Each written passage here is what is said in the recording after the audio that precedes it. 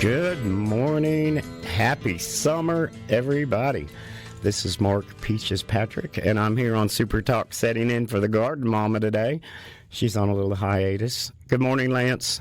How is it going today, my brother? It is a beautiful day in the neighborhood finally. Happy humidity. Yeah, it's going to be hot. But it's going to be hot. We have an absolute wonderful treat for the listeners today because we have Garden Mama, and she is in the Hamon et Fromage Crescent Studio. Courtesy of Houston McDavid, Will, and the crew. So we have a live Garden Mama on location in a new location. We'll call that, it is a SuperTalk studio. What's up, Garden Mama? Good morning. Good morning. This is, in fact, the Garden Mama. Wherever I am, it's the Garden Mama show studio. How are you? It's not true. The rumor was out there, but it is not true. I am not in Omaha. Can't say I wouldn't like to be. You know, my Tigers are playing it tonight. Well, they need your help in that Jello shot challenge. I just don't think I'm up to it. I don't think they need my help at all. What are they, 40,000 shots ahead of everybody else?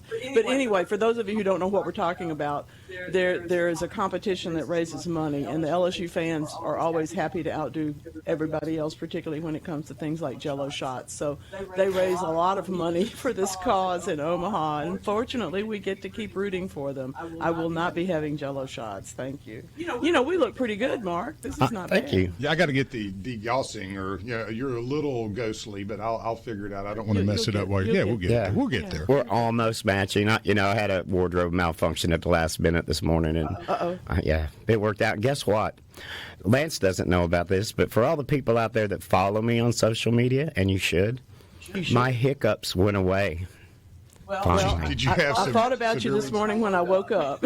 I hope those hiccups leave him alone. I had them for 3 days. Oh, man. That was like Quagmire. I mean, my American core, Dad had it, I've got a six-pack already. Good, it's amazing. Good, yeah. But It I'm just made better. him better. Yeah, I'm you're better. Just stronger now. Crazy. Yeah. A little Nietzsche. Yeah. So how's the weather where you are, Garden Mama? Is it as humid as it is here this morning? It is beyond humid. We were out very early this morning cruising through the plants and making sure that, because there's no rain to be expected where I am, so it's just a day to hurry up and water and get back in the house, pull a few weeds, and, get in the studio. So I'm telling it's hot. It's already 80-some-odd degrees where I am. At this moment, I am grateful to be in the air conditioning. Exactly. I am very grateful. Very grateful. We really, if we wanted to have a new holiday, y'all, and I'm always after a holiday, I would really like to celebrate the invention of air conditioning. Yes. As a national thing. Key to our development. There should be a Pulitzer Prize there or something, Something. I'm sure they got one. A Medal of Honor. It's a guy you've never heard of. It's JC Air Conditioner. Exactly. We have a great text to start off today. Amanda do. from Pike County has got us a lovely picture of the Old Town Market in Tylertown. That's a sweet place, and she's got some lovely bouquets that she's selling down there this morning. But, we love seeing that. We love hearing from the markets. We love, I always talk about my Two Dog Farm folks. I saw a picture of what will be at their booth and also at their store in Flora and then in Jackson. Tomatoes as far as you can see. Yeah. Just, table full. Beautiful, beautiful. I went by And a lot Doris of Berry's and loaded up the other day. Oh, of course. Took Mom by Good. after lunch, and we got a bunch of beautiful corn. I went to the frozen section. I'm like, somebody did the hard work. I'm going to eat it for them. And then we picked up a slew of tomatoes and got a couple of hibiscus trees and just had a great time. And it's just Such a nice people place. in and out It all the is. time, and even in the middle of the day. Sure, lovely place. It is a very social place. You're going to run into somebody you know. Oh yeah, and you'll probably get to see. I hope her name is Lily. There's children that play there all the time. Yes. And they're a hoot. They'll tell you what's good. There's some characters there. I'll tell you, and one of the great things, Lance, did you notice the table that she has with her recipes on it? Yeah, those are some good things. Yeah, she definitely. Building a community of people that understand how to cook, Yeah, he probably wasn't looking for recipes, was he? Probably not. Yeah, and I have got a long list of things to talk about today. And good. I hope I can touch on all of them. I'm only hanging in for the first segment. We just wanted to make sure that this studio was set up properly, and we understand that I need better makeup. I don't know about Mega. Your I'm color is figuring much better than mine. I look like I died I yesterday. got to figure out some echo too. Maybe I know Claire Okay. was giving me an update, so I might Okay. deaden you for a second. Yeah, and while we're sitting here chatting, I'm going to give out the numbers so that everybody, please text, call, send some photos. It is 808-8637 is the talk line. And then the text line is 601-879-4395. We love it when you share. Love, love, love. Love it. Everywhere I have gone this week, there have been people talking about what's blooming better than they thought it was going to. I Yeah. attribute all of it to record-setting rain in May. Yes. But there are some beautiful flowers out here. Oh, my goodness. It is Gloriosa amazing. daisy, just things that you don't always see. Beautiful. I'm not sure if mine are going to bloom this year because I think I disturbed them maybe at the wrong time, but that's okay. I know where there's They're plenty a little more. picky. They're a little picky. They are. They are, and I'm going to have a step ladder to get to the top of the cannas to get a good picture. It's a good thing I have a really good camera on my phone. Yeah, because they're King so Humbert and some of those other ones have literally, where they will be 7 feet tall. This year they're 9 because they got so much water. That's true. Yeah, I mean, I saw some yesterday that were, I kid you not, 12 feet tall. I mean, Said, it's like, sure. They said, we'll wow. grow. Just leave us alone. Give us water. We'll grow. I did that with one of my rose bushes, and it's taller than I am now, and it's healthy. It looks amazing. I know. I just kind of said, hey, I'm going to let this one do its thing. It's getting the most appropriate conditions, and it is just really, and I've shaped it over the couple of Right. years, but I've tried to let it grow and grow. And, man, it is pumping out some flowers, too. Well, this is where you let me give my little bit of preaching, you know. The thing about sustainable gardening, the thing that the master of the American world of organic gardening, the Rodale folks, the thing that they tested out and proved, beyond a shadow of a doubt, I have known this for 30 years, and I'm happy that some folks also know it. When you put those inputs in at the beginning, when you set up the right conditions for that rose, after a while, you don't really have to do very much No. because things will begin to take care of themselves. And in your case, Lance, you have found the formula. You know, you found the right spot, the right amount of whatever you gave it, whatever you didn't, you know, all the pruning and the different things. And really, that's a lot of why gardening, I think, is as much an art as it is a science, because it does happen differently in different places for different folks. That's a great point because I have, 7 others, and they've been maintained similarly, but they have not near the growth pattern. They'll pump out really just a huge number of flowers. They're beautiful too, but for some reason, as I've studied this, it's the sunshine, the conditions, the isolation, it seems a little bit, maybe even some wind that it gets, the others may not.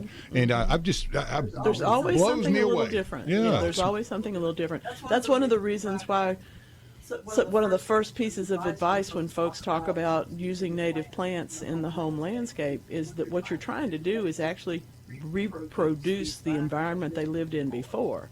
If you take an oak leaf hydrangea, even one that was raised in a nursery, that plant is accustomed to a certain level of shade. You put it in the sun in the center of your front yard, you're going to wonder why you have to water so much. Well, there's a reason for that.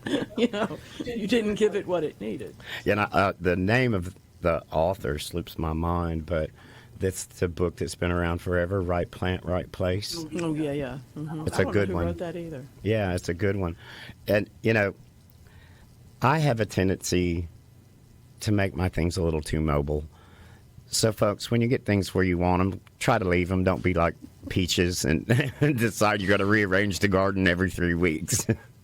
Well, and of course, there are things like peonies that are not going to bloom if you move them too Yeah, often. do not move them. Hostas don't even like to be disturbed that much. No, and that's know? another one that is blowing and going this Beautiful, year. beautiful. It's amazing.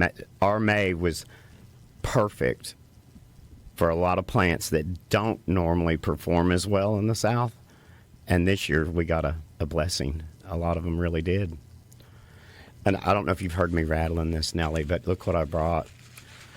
I decided I needed to talk about soil moist granules, y'all. Oh, my goodness. It is time.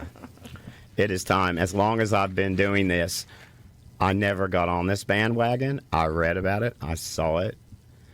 I never played, experimented. Well, I had the chance a couple of weeks ago.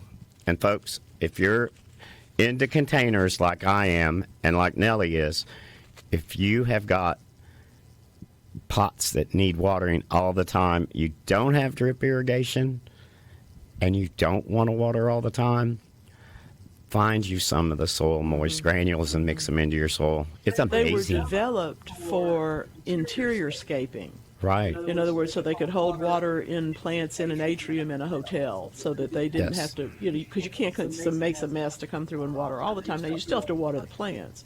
But they really were limited to that world for a long time, and finally they began a number of years ago, but their formulations have gotten so much better. It is amazing. I'm still not going to put because they hold water, you understand, and then they release it when you're not watering and it's too hot, so that's good. That's perfect. But I will say that if you get too much of it and they stay too wet, it's hard to ever get it to dry out again. So it's definitely where I see this working so great for you are these beautiful big containers that are super planted, and they're also standing on the lip of a swimming pool. Right. They're in the concrete. Right. And that's where it's a hot world. Like with my customers, as I use this in their pots, I'm going to have to retrain them on their irrigation, their watering habits. But it will save so much in the end, both in time and money. If you do it right. Yeah, so. I'm totally sold on it. It's that time of year. I put just a little bit in one of my pots at home just to play, and I've been rooting stuff in it. Well, and it's amazing. Mark and I always encourage y'all to do that. Try it out. Check something at your place. Let us know how it works. Yeah. Because sometimes we can be very surprised, It just looks like a bottle of stuff, and all of a sudden you're thinking, well, wait a minute, let me see what this will do. Yeah, and just like anything else you use in the garden, read the directions. Aww. They put those on the back for a reason. I know a lot of people are like, oh, if a little does a little good, this stuff might be one you could overdo it. Oh, yeah, you could. You definitely could. You absolutely could. You definitely could. One of the topics that I mentioned to you the other day that I'm real excited about is it's pack trial season. Mm-hmm. And listeners, if you don't know what pack trial, and that's PACK, that is when everybody in the hort world takes all their new introductions and drops them into these amazing trial gardens. Sadly enough, a lot of which are in California, Ohio, places that are hard to get to. And you need to plan for next year. You need to start, if you want to go, you just need to start planning, because it's a big deal. And they try out. They do them in Italy too. You understand? But I've not been to those. I haven't been to Italy either. And they try out all the new introductions for 2025. Now I've sent Lance some photos of some of those, and I'm going to forewarn everybody. These new introductions often come out in very small numbers. So it may be 2026 before you can get your hands on them. But now let me tell you, like glow-in-the-dark petunias, they're coming. I know, they're coming, though. Y'all know I thought that was fake. It's not. I thought that was AI. No. A reputable horticulturist that I just follow and adore showed hers that were in bloom, and I had to get off of my high horse. It is a thing. Real. Glowing. And I'm all for it. I guess. I'm a little taken aback by it. I'm but hey, each his own. Yeah, But there are people out there right now, everybody, that are making the decisions about what you're going to see in the garden centers in the years to come, and these things are outstanding. When these folks grow everything that they can even imagine would do. Right. And when they sort through all of it after a few years, the ones that can make it end up in the trial gardens for people like Mark to go and look at and take pictures of. And we always talk about our friend Alan Owings, who has, more pack trial miles than anybody. Most anybody. Anybody. And he has such good judgment about those things that it's fun to follow him around. But he's looking at an Angelonia that's prettier than anything I've ever seen. I saw some photos of that on his feed. They're not available, but they will be. They will be another year or so. But and it's just fun to see what scientists are about. It's fun to see what inputs plant people are trying to add, to our gardens. And it's really a great way to kind of, it's like getting a new recipe. It is. It is. And it's like that when you go to market and you see the new trends. Mm-hmm. And another one I'm excited about is there is a red petunia coming up that is really, really red. No. Yes. Red. And it's going to be a tough one. Well, yeah, it would have to be. But we really don't need another petunia. Oh, come on. Yeah, we do. We never have enough petunias. I am telling you. Hey, we have a text here. Brenda in Clarksdale. She has a huge hydrangea planted in too much shade that doesn't bloom. Can I do anything to help blooming without moving it? Maybe I need to cut back more or fertilize more. Thanks. Well, there's a couple of things there. Mm-hmm. Make sure that hasn't gotten too settled in its spot. I saw that in our friend Linda's yard. Mm-hmm. She had some hydrangeas that weren't blooming, and because of her terrain, there was way too much buildup around the base, and they were kind of smothered. Anything that tried to grow from the base of that plant couldn't, because it couldn't get through all the mulch and stuff that was stacked up underneath it. Yes, that is one problem. Yeah, that is one problem. You might trim the tree over the hydrangea. Yes, get a little more sunlight in there. As long as it's not a 30-foot oak, if you can do that and give it a little more light. Exactly. How do you feel about fertilizers on fertilizing hydrangeas? Do you think it's really all that necessary to fertilize them all the time? When they're young, I think you need to get them growing real thriftily and sturdily. So yes, but later on, not so much. You might want to change colors and things. Yeah. Well, I'm going to sign off. Leave y'all to it. Well, I appreciate you being there for me today, Mark. You're so welcome. Thanks, everybody. Thanks for Lance, getting me. I think the new studio's looking good for the Garden We'll Mama. get this echo figured out, and I think it's awesome.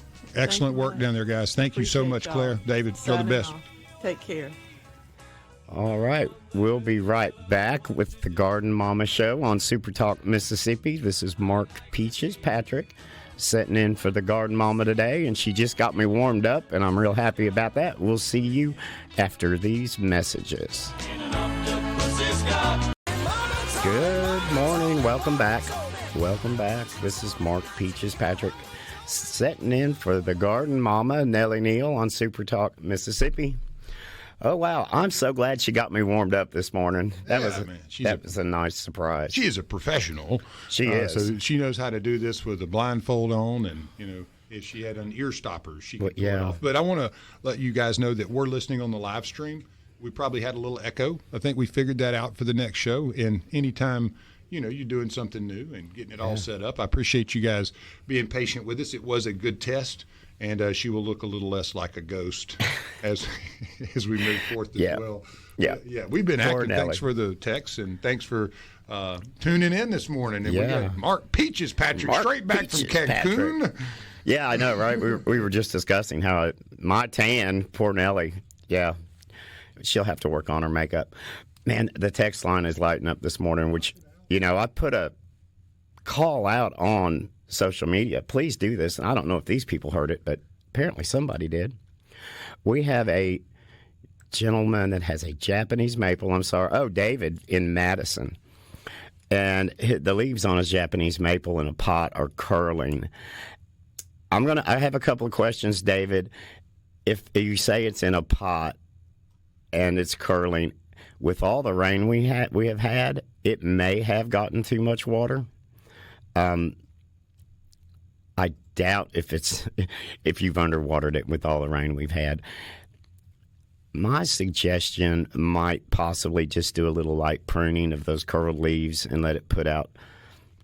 It's going to put out new growth, especially this time of year. And it should recover, but make sure, like you said in the text, make sure the pot is draining. And when you water it really well, but don't water it that much. Japanese maples really don't like to have really wet feet. So that would be my best advice. I would guess it's probably overwatering.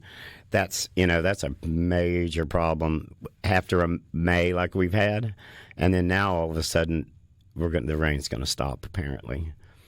So everybody adjust your watering habits. Hasn't it been a little cool? I mean, I'm telling you. I've enjoyed it. It's been rainy and humid, but the humidity hasn't been where you're, feeling like a wet blanket is wrapped around your head. The nighttime temperatures have temps have been, you could wear long sleeves. I'm a little warm-blooded for that, but when you're burned like you are, your body's just cooking at all times. But yeah, it has been pleasant, and there's been a little bit of a breeze every now and then. Yeah, I think that helps. Yeah. But I hate to tell folks, I've looked at the 10-day, and I think Mother Nature has decided to turn that knob and say, you've seen the heat index values. I've seen the heat index. I was reading those yesterday to everybody all around the state. I mean, you basically had a little window over around West Point where it wasn't going to be 406. Yeah, hydrate, people. But yes, definitely sunscreen, hydrate. All right, we're going to go on. I broke a major sweat yesterday, literally just walking out to the mailbox. It's not hard to do. I wasn't like getting mail. I just wanted to go, look around and look at the roses on the front and see if I needed to do any pruning. And I was drenched. That's when you keep that roll of very inexpensive paper towels handy so you can mop away, all the perspiration. So is there a trick? I know you're out in it. For anybody that Mary Whedon and you yesterday shared a little trick that she has, and I thought it was pretty ingenious. Actually, she takes a bandana and wraps up about 8 ice cubes in it, puts it around her neck, wraps it around her neck. Have you found anything that really works? Well, there's some cooling towels that you can get. You knew about those, and keep those wet. Put them around your neck. So, because, the body, if you can keep your neck cool, it really helps a lot. And your wrists react to that also. Cold water on your wrist. People would always, and when I played baseball, you'd have the ice cubes on the wrist. And right. That always seemed to cool you down. It does. It helps a lot. And, hey, if you want to hop on the www and look for some rechargeable neck fans, which I'm really not so sure work that great. There's a million of them out there. You have those that have the mister as well. Yeah, I know. They hung back in the day before you had a phone that people hung like a necklace so they could take pictures of everything. You had the hanging little fan with the mister on it, and it would just mist on you. And the helmet with the 2 bears. That was good. They haven't quite got the fashion side of that invention taken care of yet. So you just got to get Bluetooth ready. Yeah, you got to figure that out. You got to get Bluetooth ready. Hey, look at the amazing plant work here on this 662 explained to settled very little much, probably 20 years old, planted up against a brick porch. Look at that. That is beautiful. Beautiful backyard. Wow. I like it. Yes, that is beautiful. Is that like a flamingo? It's a crane. Crane. Okay, yeah. Okay. Don't confuse flamingos with cranes. I didn't mean to. Yeah. It's not on purpose. There's a big difference there. Yeah. There is a big difference. And we had a question here about when is the best time to plant and order asparagus in Zone 8. Either the fall or actually winter is going to be the best time. And that's going to be, wait till it cools off would be my suggestion. And probably order a little more than you think because it does take a good bit of time to get established. You're looking at possibly years of waiting for that. Let's see. I don't have a name here. I have a brand new watermelon sprouting. Is there any chance I can get fruit from it this year? Absolutely. Those things move quick. They are fast. A buddy of mine had some planted on the side of a house and really did very little to it for most of the growing season. Went around there, and there was some beautiful melons all of a sudden. And so what is that time period? What are the conditions that are best? His were in a full sun, side of a house. Wasn't anything greatly special done. No. But it popped out some beautiful. Yeah. They weren't huge. They were, cannonball size. Timing on those, like the Smith County watermelon guys, the most famous watermelon people in the world, they start planting theirs early. But that doesn't mean one still won't produce. So, I would give it a little fertilizer, watch for some blooms, give it plenty of room unless it's a dwarf, one of the smaller. But even though, like Sugar Baby, that plant gets a little bigger than people think it will. You need a pretty good-sized area to do that. I've done it one time, and I got a watermelon about the size of a softball, and I decided I'd go to Dorsberry's and get my watermelon. Yeah, it's much easier. I grew up my family are all from the McGee area, and my grandfather had a stake in a watermelon patch down there, so we always had fresh watermelons rolling around everywhere. Yeah. And those things are monstrous. How long does it take, or what are the conditions that make those such a delicacy in the world of watermelons? Why do they get so big? Why are there so in Smith many? County? Yeah, I mean, there's patches everywhere. It has to do with the soil down there, absolutely. What makes it special? The pH levels, the type of soil it is, because when you get down to Smith You're County, in the Pine Belt, right, and the acidity, you start getting more of rolling hills and wide open spaces, and that's what a watermelon wants. Okay, well, it's pastoral with a lot of, you'll have a lot of pine trees in that belt. It's pastoral. You got a bunch of open, old cattle and and hills. That's it though. I mean, it's as simple as soil. It's all about it's geography. I mean, where I grew up in the Ozark Mountains, which Lance loves to play with, tomatoes were the thing. Okay. You can grow tomatoes up there just like crazy out in the middle of a field because of the geography, the temperature. They have the cool nights to hold the tomatoes back, then they have the warm, humid days, and you've got perfect tomato weather. Can you fake it here? If you wanted to create conditions that were better? People are faking it. There's down around Crystal Springs, world-class tomato growers, which the tomato festival's coming up, y'all. I think it's toward the end of this month. I haven't found the heirlooms yet. Have you found any? I've seen a few. Okay. I've been searching, man. I haven't been able to. Yeah. Well, Garden Mama has a few, but I think she picked hers. They're probably in her purse. Yeah, she's not giving those away. They're probably in her purse. I blame her. All right, we have Chris in Forest County. How often do I need to fertilize my apple trees? That's a loaded question, and everybody's going to have a different answer to that. Probably no more than once or twice a year, and try not to over-fertilize them because then you're going to end up with all tree and no fruit. There are, you can get the plant spikes that you put around the trees. Follow the directions. But definitely, you don't want to over-fertilize any kind of fruit-bearing plant by any means. Those are some pretty pots you're showing on those photos, Lance. Aren't they? Yeah. And do you know the person that is responsible for this? I think I might have planted those I've seen a few of these in person. They're actually, pictures don't quite do justice to some of the bigger ones. I don't think. I mean, they're beautiful. Don't get me wrong. You've gotten very photog with your abilities, but when you see one of these in person in front of a house or on that stoop, they're impressive. It's pretty amazing. Yeah, they are. Yeah, that's what I do at Southern Charm Garden Design. I basically just try to paint a picture in a pot. And it looks like fun. what my grandmother would have painted on canvas, and you're creating that in a pot. And I'm a big fan. Now, are the things you're seeing since we're in the selling season, right, or buying, if you're looking for a home, depending, yes. Is there something you're seeing right now that is truly kind of trendy and it's working from that staging, the front door, from the curb appeal standpoint? I know you're helping people with that, right. But what are you seeing that's trendy, that's working, the colors, maybe the style, the pots, where, some of these things that maybe you could help those that are out there going, all right, I'm thinking about selling my house, or right. What is it they're looking to do to help themselves get the best appeal? Well, number one, go big or go home. And it's that time of year in the nurseries also. You're not seeing little small things anymore. You're going to see 1 gallon, sometimes 10-inch, large. If you're trying to do curb appeal, don't go out there with a little bitty plant. Go big. Go big. Or go bright. Layering the plants, not just one thing. Sometimes one thing works, but it's usually a little prettier if you kind of layer and have contrasting colors.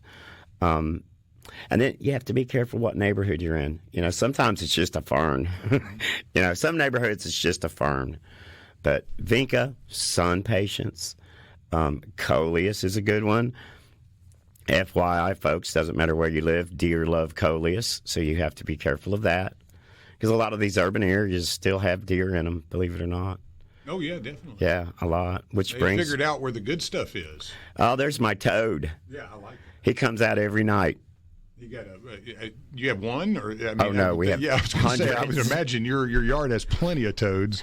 That's the only one that I have determined where he lives. Right. and I can look for him about 9:30 every night, and here he comes. My cat, Butterscotch, would have that one eaten. He's a big lizard and toad fan, and then Sunshine's more of the rat and squirrel, rabbit cat. He's like a Maine Coon, so Right. he's big. Well, that particular toad has gotten smart enough to wait for the 10-pound schnauzer to go to bed.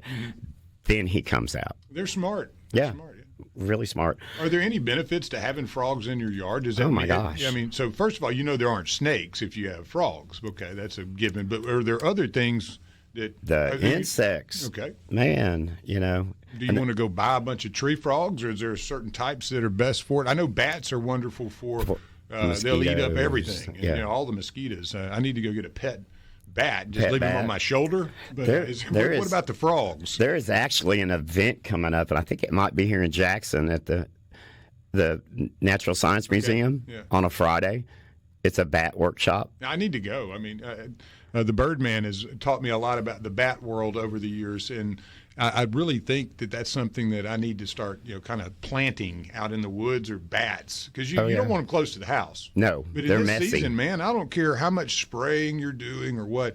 The skeeters are big, and you got those striped ones that look like they got tiger stripes on them. And you're like, what is this? And look, if you have done like myself and treated some of your lawn with one of those products that says it lasts for 12 weeks for mosquitoes, you can ignore that label at this point. If you're treating, you're probably going to have to treat again. Probably so. Just spray around the house, have the professional, and it seems to work for a moment. But Yeah, and there's... Is there a way? I mean, is there something I could be throwing out an addendum to? Well, the hangings, like... Those things work great for flies, but are they also going to... Well, they have a mosquito also. I'll have to go But get those, because the that trick thing's a is lifesaver. you hang them a certain amount of yards from where you are, going to be, and it pulls the mosquitoes away from you. Moving air, of course, we have fans on our little outdoor area, and as long as you can keep the air moving, it kind of keeps them. I've got some pterodactyl size. Those dudes love the wind. They're like, yes, this is a challenge. That's a big one. Yeah. That's a big one. Okay, let me check this text line. Oh, I hear music already.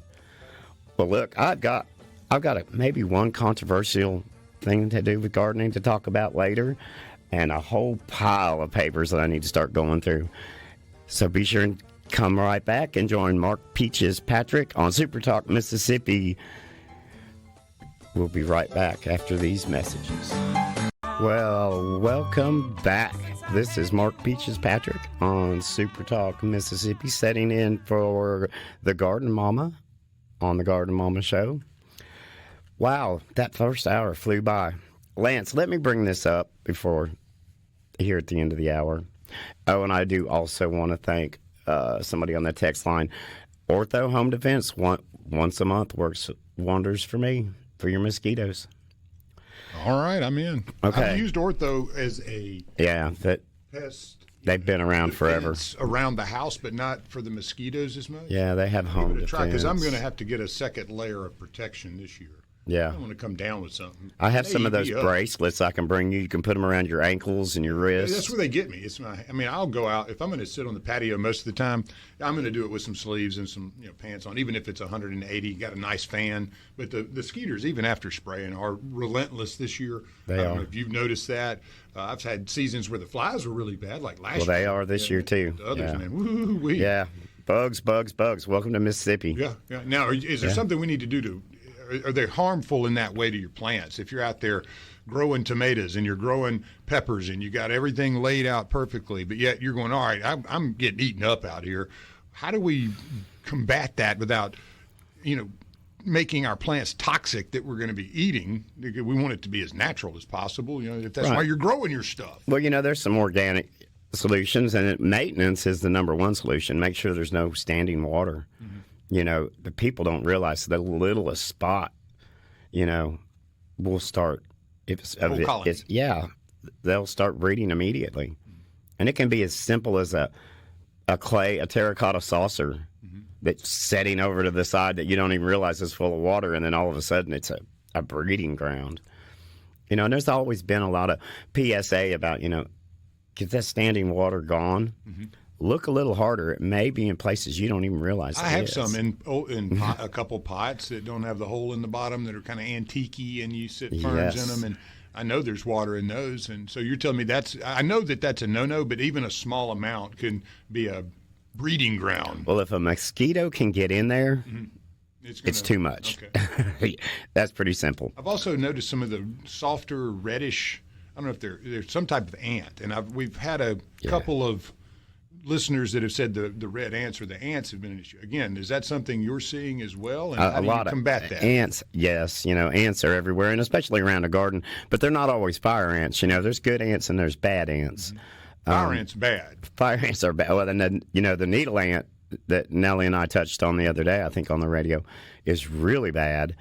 But when you're seeing ants in the garden, sometimes they're getting rid of some insects too, so don't panic. But what do they eat? Just small insects, bugs, and they can they can help pollinate. It's all part of the ecosystem. There's a reason why the ants are there. You just want to watch out for the ones that bite. Yes, and the ladybugs are beneficial. We learned ladybugs are the best. Love them. So what you're looking for are certain things, I guess. Yes, and identifying them. Identify the right things, see the bad things, and try to find a way to work in the. It's like when you see a snake, don't automatically go on the defense and say, "Kill it, kill it, kill it." Yeah. Educate yourself. All right. Well, we got a great text here on the 615. Just moved into a new house. Need help with these? Are these hollies? When can I prune them? How do I remove the new shoots and suckers underneath? Those are hollies, I believe. They're pretty holly. They're dark green and healthy. Got a couple of little yellers on there. Yeah, they've got some new growth on them. You can go ahead and prune those now. It's not a problem. What are you looking to do, shape them up, or are you trying to take much off? If you shape them. I mean, it looks like in this particular landscape they're going for a rounded effect. The lower stuff, you just have to kind of get under there and trim it off. And that's going to be a maintenance thing every so often. Because once you cut them, they're going to come back. Make sure you cut at an angle. Do your pruning research. And like I said the last time I was on the show, don't cut off more than you can live without. So, kind of like gambling. Exactly. Don't get carried away. Cut a little bit. Stand back. Take about 10 steps back and make sure you've got the angles you want. And another good rule of thumb is if they're touching each other, leave some space between them. Because when plants planted like that begin to touch each other, that's when insects and diseases move in. You're wanting to basically create air. I've not noticed a holly like that as much. You see boxwoods a lot in that kind of setting and all that. But as far as a holly, where do you find? I mean, that's a beautiful plant. I love the way it looks. That looks like it's probably a yopon. There's so many different ones. I think I have one in the corner of a yard, but I might want to replace a couple of older plants that had to get jerked out. With something like that. Now, first of all, where do you get them? And two, how fast do they grow? Are they going to be something you want to get big, start big? Or are they going to give me, are they doubling or tripling in a season? Hollies aren't the fastest shrub in the world. Mm-hmm. So, if you want impact, go big. You can get them all the way down to a little small 1-gallon pot. In this day and time, that's not as popular as what it used to be. And watch real close because, Lance, there's a lot of people in the world that think they have boxwoods around their house, and they're not. Right. They're actually a holly. Okay. There is a big difference between the hollies. Go to the local garden centers. You can sometimes find those all the way up to 24, 28 inches around. So if you need a larger... I like to start big. Yeah, I've had my experiences over the years where I'm like, I kind of want to get the bigger version. Yeah, pay up for it a little bit and get it. That has been the trend in horticulture over the last decade or so. It used to be that, everybody bought a 1-gallon azalea and waited for it to grow. Mm-hmm. Now, I'm not patient enough for that. Maybe our listeners are. I want now. There's a lot of different gardeners, Everybody gardens different. We tend to live in I want it and I want it now world. You see Alan from Pontotoc. He goes, great little screenshot. He kidding around. Thank goodness it's raining again. My mud was getting dehydrated. That's good. That's my a good backyard. One. Yeah, thank you. And plus, when you have a horse dog like Hawk, I mean, he's turned it into the Kentucky Derby back there, dirt track. You know, yes. Man. And front yard looks amazing. Backyard does not. Yeah, it's depressing. And James in Oxford, I just want you to know that on Amazon, where it has the subscribe button, I have done that with fly traps. I can't live without the fly traps. Mm-hmm. That's a great product. Good thing. He says thank you on the hollies. That is very helpful because I've been looking to replace a few spots, and I love the way those look. Those look great. And then we got my knockout roses need pruning back. Okay to do it now, Greg and Madison. Yes, please. Go cut it back. How far can you cut it back? You don't want to get down below the graft. Just looking, and I'm hesitant to do this. I would take about half of that plant off. If you have time, if you're at home and you want to go out and take a picture and send it in, I'll throw it up, and we'll have it, and he'll be able to give you a little better idea. Yeah. I always have that worry with roses. I know, and here's another Joe in Madison with his knockouts. See, that's the way what happened to mine and how it got to be 7 foot tall. I was always like, I don't know if I want to go down any further, and it would just double quickly. They're way thicker if you'll prune them, and I've discussed this on the air before. It usually takes about 45 days for them to regenerate, new flowers and new growth. So. Yeah, go ahead and cut them back. I cut mine back several times during the summer. Several. Wow, and there's music again already. Are we at the top of the hour, Lance? We're rolling into this, baby. We are rolling. Yeah. All right, everybody. We're going to step away for a minute, pay some bills with some commercials. This is Mark Peaches Patrick setting in for the Garden Mama on SuperTalk, Mississippi. We'll be back shortly. Good morning, everybody. Welcome back to the Garden Mama Show. This is Mark Peaches Patrick, and I am setting in for Garden Mama today. If you're just joining us, I'm going to go ahead and give out some numbers at the top of the hour. If you'd like to call in, you can call at 888-808-8637, or the text line is 601-879-4395, which the text line is loaded this morning, which we love. Thank you all. Thank you. Welcome back, Lance. We are back. Yeah, you had a little news segment. You get to go look at the blue sky today. Guys, if y'all haven't been outside yet and you're just waking up, I know it's early for a Saturday, but it is a beautiful day in the neighborhood so far. It is a beautiful day. In most of the state, I think. So it's warm, it's humid, it's sunny. The shade, though, is nice, I think. If you're standing, I noticed that yesterday. And about midday, I was out in the middle of the sun when I'd been in the shade most of the time, and boy, Heidi, it was a lot hotter. Yeah. Man, I felt like I was cooking. Look, we had this week, we've had so much rain, the entire state, whether you're on the coast or all the way up to the Memphis area, South Haven. I took a nap this week, Lance. I went inside and said, I give up. Yeah, you can't fight it any longer. Yeah, and I don't do that. I needed a little break. Everybody, I want to touch on something.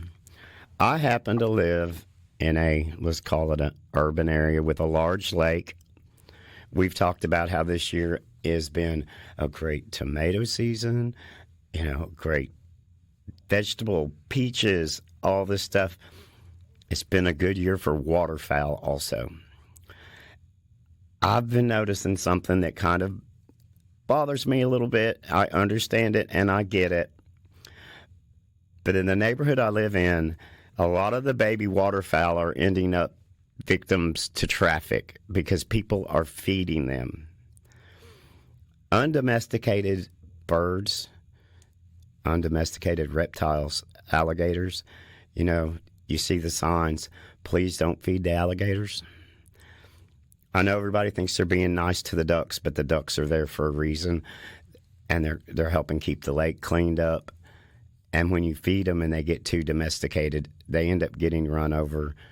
It's dangerous for the animals. So give some thought to that. don't necessarily throw what's left of your French fries out there, because when the ducks come running to get them, you never know when the car behind you doesn't really care about running over a duck. That's my controversy for today, and now I'm going to move on to the text line. All right, we have got Marvin in West Point. What's the best time to trim your bridal wreath shrub? Go ahead and do that, Marvin. Once you do, it's going to rebound. So if it's gotten a little too big or out of hand, this would be the time to get it down, because that's going to sprout back out and it's going to bloom on the new growth next year. So I would go ahead and do that. But thanks for your text, Marvin. Who do we have here? Good morning. I am having trouble with a few of my fruit trees turning greenish yellow, especially. What am I doing wrong? It looks a little hungry. I would go with a low dose of something high in nitrogen. You could use an organic high nitrogen base. Don't overdo it. We've had a lot of rain, so any fertilizer that was there, go with a little bit of nitrogen. That is something that's happening everywhere this year. Things are getting really yellow. Your annuals, shrubs, azaleas, we've had a lot of rain. It's time to fertilize those azaleas. This is a good time. Anything you see turning yellow, give it a little bit of nitrogen-based fertilizer. And, if I can make this rocket science, but in the 3 numbers, it's the first number. And that's the one you need. That's the one you need. And you need the last number. But if that number exceeds 7, 8, well, definitely you don't want to see a 13. That's high nitrogen. That's high nitrogen. And, that's... So is there a cheat sheet for anyone? Because there's always going to be 3 numbers. There is. All right, so you're going to have a mixture of 3 different things, generally speaking. What's most available to us all. Right. Whether co-op or big box. When you're dealing with yard, let's say grass, all the way up to a fruit tree or a tree. Right. So we got stuff in between that. What's our methodology here? So starting with the grass. So most grasses, you're going to see 15015 is a real popular one for grass. Okay, that's pretty safe. And that's if you follow label directions. Okay? Because you want your grass to be green and you want it to have strong roots. When you get into blooming things, you're going to start seeing a higher middle number, like something called a bloom booster, etc. It's going to have a high middle number. And there are hundreds. You can go to any one of the fertilizer manufacturers, and I'm not going to throw names out there, but there's going to be charts and guides on those. And this is another time when it pays to go to a local garden center where you have somebody who's educated on these things, and they can walk you to the fertilizer you need. And if you can't get that kind of help, maybe go to the next local garden center. But those people do, and unfortunately, when you go into a big box store, you're kind of left to your own defenses. I can't tell you how many times I have people stop me in stores. They're like, you look like you know what you're doing, because there is no help. And a lot of times there are charts and guides there at those locations, but you just have to search it out and find it, All right, we got a question on a phone call. Mr. Steve from north of Hattiesburg gave us a call, and he didn't want to be on the air. He wanted to listen to the recommendations, but his questions were about fall gardening, and he's getting a head start, and he's curious about the vegetable side of things. When do you get rolling here? When do you start planting, and what do you plant? North of Hattiesburg, fall gardening. North of Hattiesburg. I'm going to tell you a good rule of thumb, and I learned this from a man who is no longer with us that was a horticulture legend, is a horticulture legend. By the end of the first week in September, you should have the majority of your fall planting done and ready. If you're going from seed, things like carrots, beets, etc., lettuce seeds, you can go a little later. I'm basing this on if you're planting plants, transplants. Of course, if you're going from seed and you're one of the people that likes to grow their own starts, you're going to need to start 5 weeks earlier. than that. But, a lot of people, there are people that do, actually start their own seed and grow their own vegetable plants. But around the end of the first week in September. How's that for an answer? That's pretty good, wasn't it? I like it. Yeah. Thank you, Mr. Joe. No, Steve. No, Mr. Joe's the man that taught me that. Joe. Yeah, Mr. Steve received the information. Mr. Joe passed on the information. I totally understand not wanting to be on the air. I get it. All right, we got the pick there on the knockout roses coming in from the 601. From the 601. Yeah, and they are getting a little tall. They are getting a little tall. A little wrangly. And I'm not going to go from measurements. Mm-hmm. I'm going to use architecture. Yeah. You got the window sill there, and yes. What would you go up about? There's the window sill. Mm-hmm. Would you go to it or go up? Yeah, up front. I would probably get somewhere between that first line and then that wide line. So you got your pane, that first pane. Yeah, it's going to be no. I'm talking about below the window sill. I got you. I'm below the window sill. So that's going to put you cutting them back approximately 4 or 5 inches below the windowsill, because when that new growth comes up, then it's going to be right back there to the windowsill. Yeah. And how long will it take for that growth once it is pruned back like this? These knockouts, they're pretty tall. They're fast. They're up into that. Yeah, they're up into that second windowsill. Most of them in the first. So if you prune them back that far, how long does our listener have to wait to get the growth they're looking for? Approximately a month. Okay. Yeah, approximately. Not very long. Not very that's long. Moving. I mean, mine book it. When they get growing, they'll be 6-8 inches in no time. Yeah. Look down and I just did that. Well, I had the honor of being in Perennials magazine back in 2005 or 6 with the man that started Knockout Roses, and back then everybody thought they were going to be pretty small, but now that everybody realizes they've almost gotten as big as they can get as big as some of the Floribunda roses that have been around forever. But yeah, I take them down pretty good. They'll be back. Don't worry, they will be back. And follow your, recommended pruning.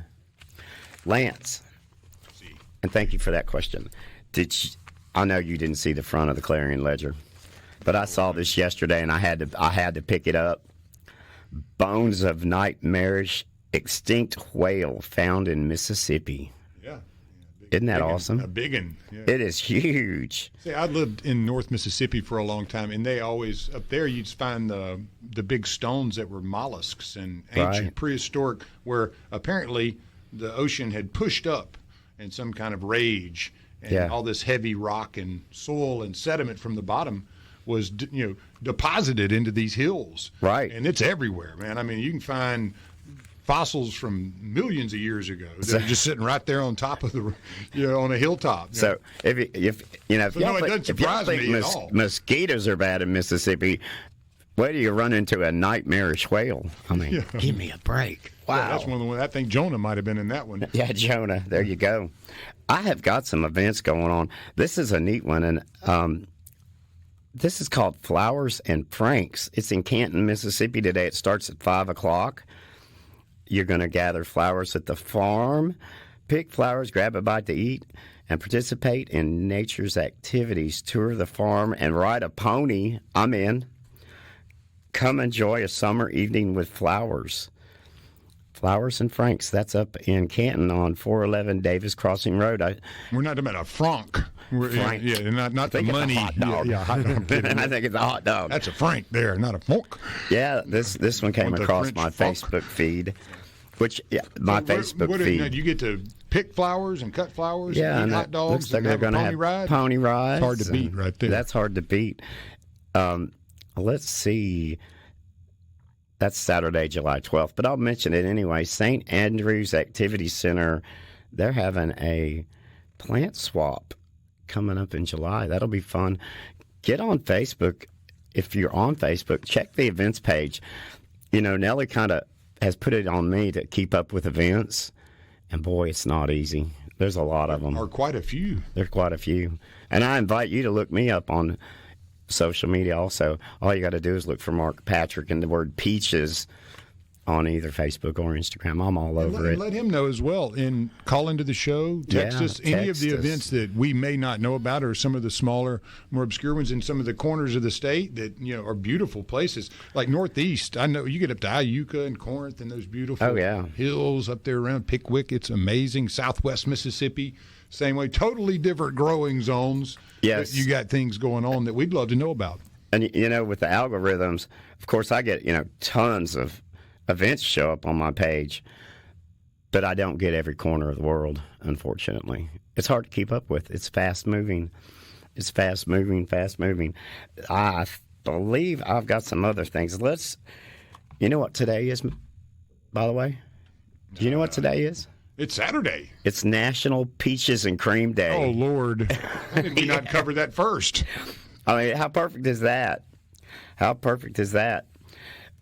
Let's talk about summer vacation, everybody. Are you ready to go? I was born ready. Have you got a plan? Who's going to take care of your flowers? How you're going to keep them watered? I know somebody that can. I can do that. You can give me a call. And this is shameless self-promotion. And you want to know why? Because he is the man. Well, and I've seen the work, and I'll vouch for it. This guy knows what he's doing, and he'll take care of your stuff while you're gone. It is sad when people get all this pretty stuff, and then all of a sudden they have a chance to go somewhere, and a heat index of 100, it may not be so pretty when you get back. I'll guarantee it won't be. No. Without the water. No. And the schedule it's been on, it's going to look a lot different. I've had a few of those vacations where you go for 4 or 5 days and come back and go, what happened? Yeah. Oh, my gosh. Well, there's 20 new cats, there's kittens that have birthed, and there's plants that are dead. And you're like, man, what just happened to my world? And the worst part about that is by that point in the summer, it's really hard to redo it. It's hard to find things. This year has been a year where we had so much rain in May, people got so far behind, and unfortunately the garden centers are running out of things, and people are having to buy and try new things, which you need to probably do, because you may not find what you found in April. You're not going to find what you found in April. I know when we were at Doris Berry's, there was nothing similar to what we saw the day that y'all were over there. And, maybe a couple of hibiscus left. That was it. Everything else was gone, because you're in the vegetable selling season and planters coming in, and you got all that going for you, so you just got to shift. Well, that's when my job gets really challenging is, when the menu shrinks, you go to the garden center the 1st of May, it's packed. You go back now, you have to really search and hunt and find the right plants to go in those containers. So it is challenging. This was a fun one that I saw having to do with weather, and gardening has everything to do with weather. On average, we've talked about this tornado thing. They just put out some statistics, Lance. 72 tornadoes a year on average from 2020 to 2024 in the state of Mississippi. Isn't that crazy? Man, it's it's like Dorothy. It's Wizard of Oz. Yeah, it is. It is. And we're in Tornado Alley, but it seems to shift a little bit through around in the state. Moving. Yeah, it moves around. It's moving. But it seems to work in that southwest and northeast kind of capacity, whereas in the Midwest, they just seem to kind of come from anywhere. But here we have it's a pattern, but it's destructive. Goodness gracious, and they tear up so much. One of my personal opinions is, I see, and I don't think it's really opinion, I think it's science. You can look at it however you want. The subtropic area of the coast is slowly making it to central Mississippi. And I think in 2 decades from now, you're going to see gardening here like you see on the coast. That the poles are shifting. They are shifting. Hold on, everybody. Put on a seatbelt. I don't know how fast they're going to shift. I really don't. Wow, and there's music again. I really want to read this plant serenity prayer, but I don't know if I can do it fast enough to get out of this break. So this is Mark Patrick Peaches, and we'll be right back with the Garden Mama Show on SuperTalk, Mississippi. Well, welcome back, everybody. This is Mark Peaches Patrick sitting in for the Garden Mama on SuperTalk this morning. We're back. Let me give out these numbers just in case somebody wants to get a last-minute text or call in. The call line is 888-808-8637, and the text line is 601-879-4395. It's been pretty busy this morning on the text line. We appreciate that. Busy time of year. It is a busy time of year, and you never know if they're gardening or they're, at a cookout or a bike ride. I want to get this serenity prayer in. I borrowed this from a friend of mine on Facebook. This is the gardening serenity prayer. Lord, grant me the serenity to accept that I cannot grow all plants, the patience to wait for my seeds to sprout, and the wisdom to know the best time to sneak zucchini onto porches. I like that. There are so many helpful little idioms, as they would say in the Spanish, like little phrases and things that you have in gardening. Man. They're unlimited, man. I don't know if there's another hobby that has more little one-liners or two-liners or funnies that go along with it. I mean, because you kind of have to take yourself not too serious sometimes. Right. You do. In gardening. Especially in the gardening world. Yeah. If That's what I mean. In gardening, you better not take yourself too terribly serious in this. I hate to say this out loud, but I'm going to. I'm not usually too scared to do that. Lance knows that. Yeah. You can go in the garden centers, and you can be shopping for your things and enjoying yourself. And the ones that are taking it too serious are so obvious. You know what I mean? It's real obvious. But yeah, don't take it too serious. Enjoy it. Yeah, have fun messing up and cutting it too short, and it's kind of like a bad haircut. It'll grow back if you love on it, take care of it. It's not that bad. At least you don't have to go to work every day wearing it. It's just your front yard, right? Right. It's just your front yard, and it's just your hair. Yeah. And you don't have to worry about that. Yeah. You got the perfect do for that. I do have the perfect hairdo for that. It's pretty much waterproof. And by the time you put a layer of 100-proof sunscreen on it. Well, you said you gave up in the rain the other day, and it must have been a rough day. It was hot, and I was tired. I'm done. Too humid, too hot, too much. I've been running hard since the middle of March. Is there a moment where, things in the flower world where you better get there and get it? Oh, yeah. You're going to be getting flowers for the summer. Yeah. When is that kind of cutoff time? This morning. This morning. Better get there. You think I'm kidding? No, I believe you because I've gone through a few places and it's definitely a lot less. I'm leaving here and headed to a local garden center, actually a sponsor of our show. Yay.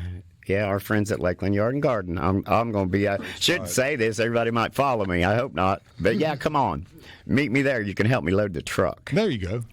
But you can let them do that for free too, right? Yeah, exactly. Yeah, it is time. If you've got some last minute stuff, I suggest you get it quickly. Yeah, because it's a perishable product. It's just like strawberry season ends, watermelon season ends, flower season has an end also. What are the best perennials as far as flowers? Obviously you want to keep them in a pot if you want to have something, but I know bulbs, you really don't. I have a bunch of bulbs in different places, but what do you do to keep the color as we go into those fall months? I know, there's a few, but what do you do if you're planting now for that color later? That's a tricky question. Thanks, Lance. Yeah.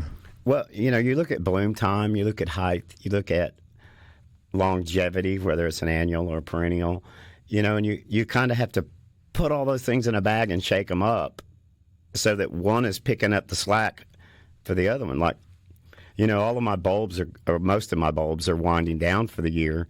The ones that I need to leave the foliage, I leave it. The ones I don't need to leave the foliage, I usually personally remove it to make room for my annuals. Because, I have one small bed that's not much bigger, and I know y'all can't tell how big this table is, but it's not very large. About 10 by 6. Yeah, about 10 by 6. And it is so layered with stuff that I promise you there is not a day in a year you cannot go out there and something's not happening.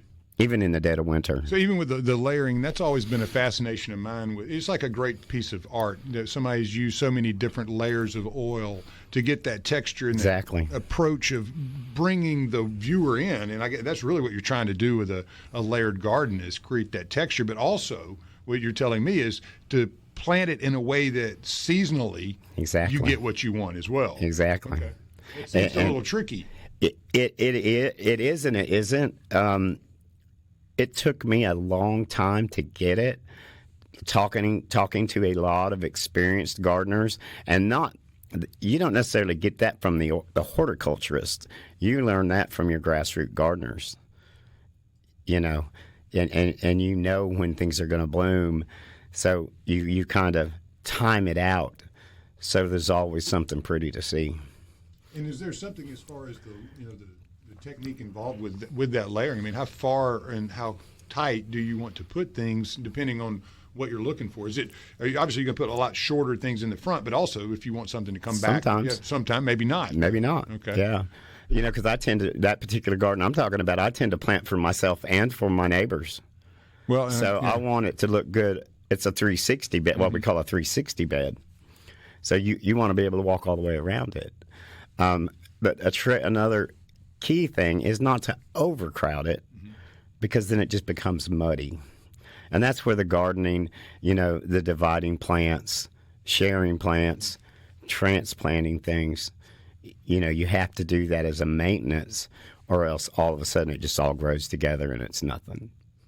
You kind of carve your way through.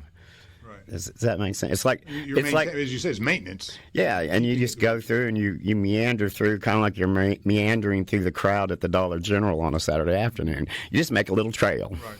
Just pull pieces. And sometimes it's 8 inches wide, depending on the plant. Sometimes it's 2 feet. Okay. So it's not like a perfect circle. You want No. Okay. Yeah, no. And that's I guess misconception is there's this perfect concentric ring that you're doing. Right. No, not necessarily, right? No, in a commercial landscape, of course, you want everything lined and rowed so that as you drive by, you get the what I call the 40-mile-an-hour effect. Yeah. It's just pretty in a flash. But in a small cottagey garden, you want it to be a little more artistic. Engaging and artistic, yeah. and unique. And that's the fun of being able to do that in a container. Well, we have one of our listeners, Mike says, hey, my hummingbirds are fewer this year, same amount of feeders, but birds are half of the usual that are normally here. Any idea what's going on? I haven't seen hardly any yet, and normally I've seen 5 or 10 that buzz me. I haven't seen a lot either. I mean, nature, Mother Nature. I'm not trying to be a smart aleck, but maybe your neighbor got prettier feeders. I'm not sure, but I have not heard a lot of bragging about hummingbirds this year. It's probably something to do. Well, it says that fewer hummingbirds this year could be due to a variety of factors, including natural migration patterns, changes in local food availability, or even the effects of climate, which it's been super wet. Yes. And a little cooler maybe is because I know that they really enjoy buzzing the tower when they're around. They love playing, and I just haven't seen them. Well, believe it or not, we don't ever have very many. Well, and the ladies over here had put out some plants in the courtyard in front of their window probably a month or 2 ago and hung a hummingbird feeder. And whenever I do catch them, it's like, how's it going? Well, we haven't seen a hummingbird yet. So I don't think it's isolated to just where you are, Mike. I think it's more of a regional issue. It is regional. Got to be. And everything is offset a little bit this year, too. Yeah. We had our spring rains in May instead of April. So who knows? Maybe they decided to hang out at the beach until our weather cleared up. That's what I'm thinking is that they'll probably be buzzing a little through later at some point. We may not have them quite as long, but have the feeders ready because they need their nutrients and vitamins. So we have John in Florence, and he is asking, did I prune my pear tree too much or what? It's really hard for me to tell. It looks like you gave it a pretty good cutting. You've got a little dead left up in there. It's going to rebound. You might have went a little too severe, but that tree does look pretty large just based on the photo. So, you know, like I said before, don't cut off more than you can live without. But it'll come back. You'll be fine. It'll be fine. Let's see what else we got going on here. All right, well, I'm going to bounce over here to something I mentioned earlier, the pack trial situation. And there's one of the flowers right there that I'm about to talk about. That is a new petunia for 2026 that is called Petunia Pink Cloud. It looks like a good one, a really good one. And another one that I saw, another petunia coming up, is going to be called Glacier Sky. And if the photo pops up, and I'm not sure if it will, it's a white double petunia with kind of a starry purple run through it. There's the toad. Okay, let's go on to another piece of paper. I told Lance I needed to get rid of these pieces of paper, and this is going to be a shout out to the Extension Service, Mississippi State Extension Service. Okay, this is their June checklist, but I think right now we have enough time in June. You can get all of this done. Lance just touched on this. Daylilies. You can still plant daylilies. You can divide daylilies. It's time. Some of those bulbs, if you need to move them, thin them, this is the best time to do it. The very best time. Plant warm season grasses. It's lawn time. If you need to put out sod, you want to seed, the soil temperatures are perfect for that now. And with all the rain, keep your eyes peeled for fungus. Definitely, you're going to start seeing brown spot, fairy ring. There is a whole litany of things you'll see with all this moisture in the grasses. So keep an eye out for those. This is when you start scouting for bugs. Everybody, if you have Asclepias, milkweed, you're going to see aphids on it. There's little yellow aphids. They usually cluster at the top. I know people that blow them off with a water hose, brush them off. They're going to be there. That plant, they love that plant. They absolutely love it. Here we go again. Fertilize your ornamental shrubs. It's time to do it. Get out there and be easy. Get your fertilizer out. It is definitely time. And John is back. What is happening? John, that could be the beginning of some blight. There's a fire blight. I would suggest that if you want to do a preventative on it, there are some chemicals available at the local garden centers specifically for fire blight and those type of things. So it's possible, but it's really hard for me to tell from the photo.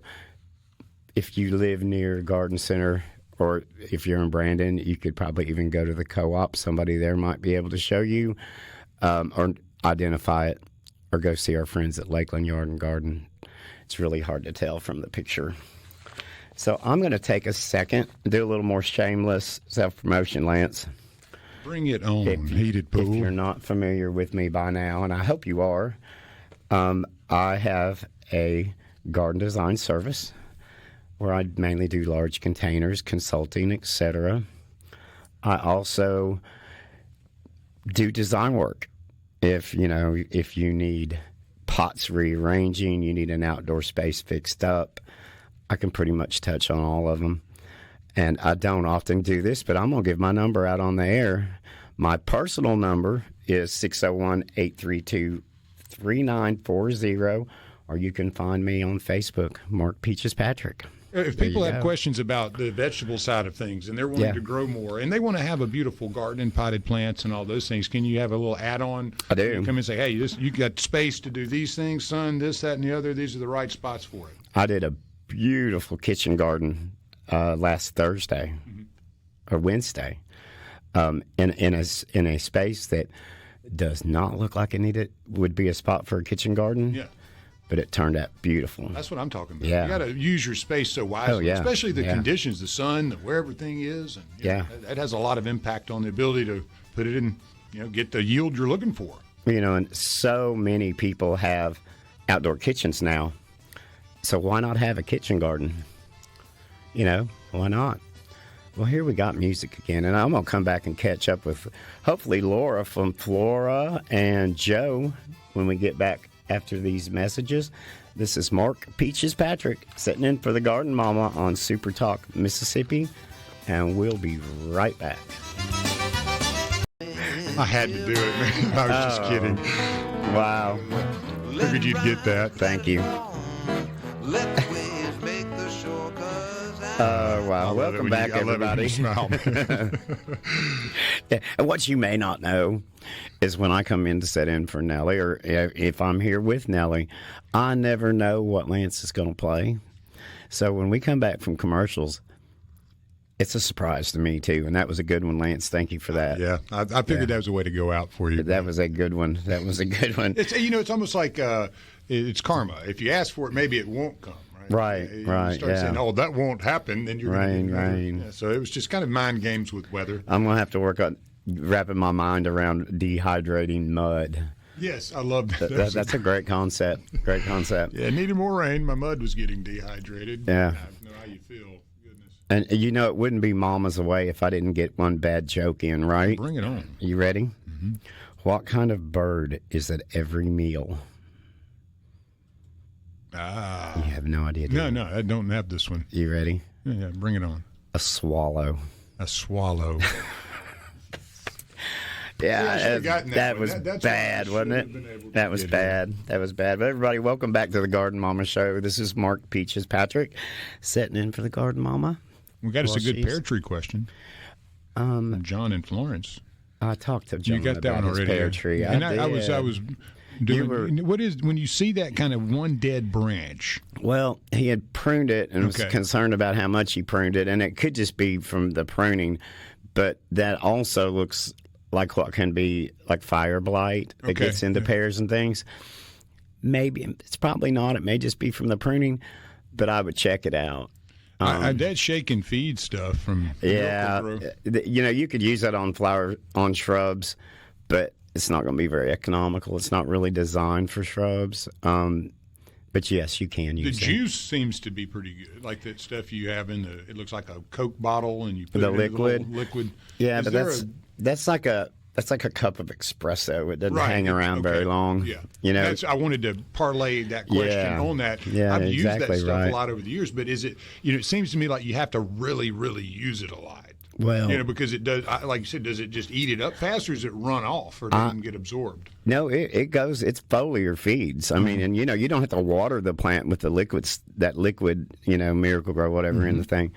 You can just get it on the foliage, and I do use it. Okay, so I did But not know that. where I normally will use, some granular or other types of fertilizers and then come in with that. But you know what Peaches does, Heated Pool Patrick does with that? What's that? About 3 or 4 weeks before company's coming, about twice a week you go out there and slap that to it. That way everything's really lush when they get there. Yeah. Yeah. So that's the way you can really spread. Yeah. Again, we're in that season That where is- people are going to yeah. be putting those houses on the market, and That is called strategic fertilizing, is what that's called. economically strategic fertilizing. Economically strategic. And make sure the dog's in the house because you don't want to Miracle-Gro the dog. Not good. As for with every other chemical. Yeah. Yeah, make sure they're in the house. Wow, what a fun show it's been today. We talked about it being National Peaches and Cream Day, but there's several others. always several others, right? National Seashell Day. How about that? Can you do that? What is it? The saying? Sally sells seashells No, down by I the can't. seashore. I'm not That going one? to do that. I'm going to pass that one. That's like when you're warming No, up pass at that one. 5:30 in the morning to go on air. Yeah. And here, I'm that's going to what put you this do. one out there because, Nellie will be back next week. Hey, gardeners, it's National Selfie Day.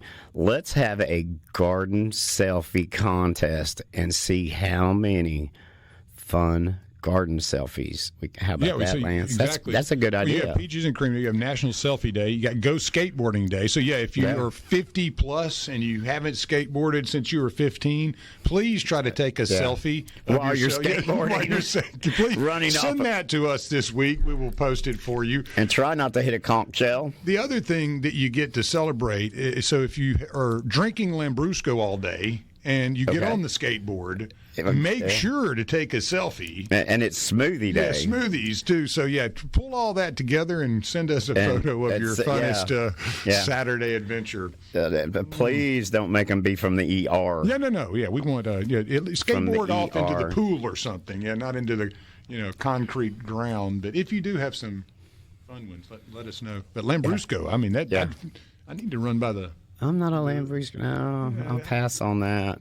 I don't know what it is. I mean, I'm drinking a lot of wine. I don't have to pull up what is Lambrusco. Yeah. I know it's an Italian wine, but...